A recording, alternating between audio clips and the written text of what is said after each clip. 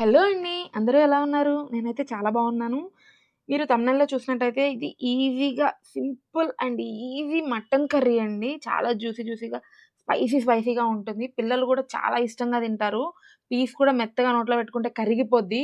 Full video skip చేయకుండా అయితే చూడండి మీకు.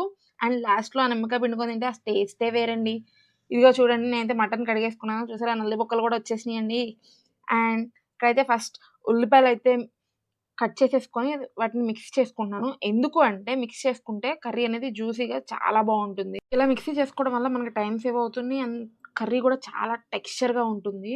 అండ్ స్టవ్ పెట్టేసుకొని మనం కుక్కర్‌లో చేయాలి అనుకుంటున్నాం కాబట్టి కుక్కర్ పెట్టుకొని తగినంత ఆయిల్ వేసుకొని, ఆ ఆయిల్ హీట్ అవ్వంగానే మనం మంచిగా మిక్సీ పట్టేసుకున్నాం కదా! ఆ పేస్ట్ అయితే వేసేద్దాము. Onion paste. అది వేసాక కొంచెం కలర్ మారితే చాలండి. మరీ ఎక్కువగా మాడబెట్టేయక్కర్లేదు.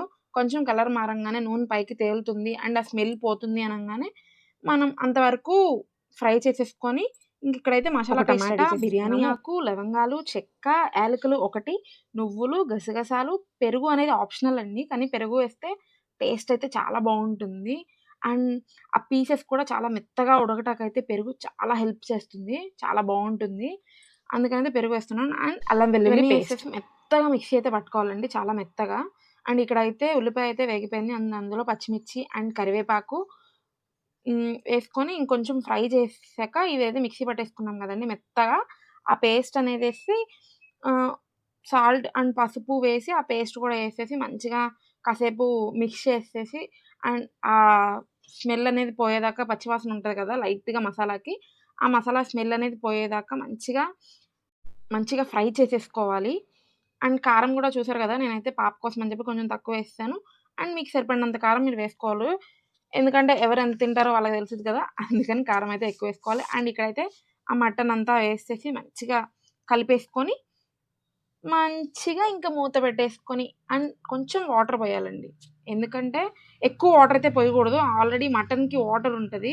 అది ఉడికే కొందు వాటర్ వస్తది కాబట్టి ఒక చిన్న టీ గ్లాస్ పోస్తే సరిపోతుందండి. లేదంటే కుక్కర్‌లోంచి వాటర్ బయటకొచ్చేస్తాయి. పెట్టి ఇంక మూత పెట్టి వదిలేయటమే. అండ్ లాస్ట్‌లో ఇంకా మూత తీసాక చూసారా ఎంత బావుందో. ఇంకా కొత్తిమీర వేసేసి మనం దించేసుకోవడమే. మనకి ఉప్పు, కారం అనేది మీరు చూసుకొని ఇంక దించేసుకోవడమేనండి. అంతకు మించి ఏమి ఎయక్కర్లేదండి. చాలా అంటే చాలా బావుంటుంది. ఇక్కడైతే చూస్తారు గదా! మేమైతే దీనికి కాంబినేషన్ రైస్ చేసుకున్నాం అంతే. రైస్ ప్లస్ కర్రీ తింటుంటే ఎంత మటన్ ముక్క జ్యూసీగా మా అంత పాప కూడా చాలా సాఫ్ట్‌గా ఇష్టంగా ఉందండి. చిన్న తిందండి. పిల్లలు ఎందుకంటే కూడా చాలా చక్కగా తినేస్తారు. చూసారు గదా! కర్రీ ఎంత టెంప్టింగ్‌గా ఉందంటే నాకిక్కడ మీకు ఆడియో చెప్తున్నా సరే నాకింకా తినాలనిపిస్తుంది.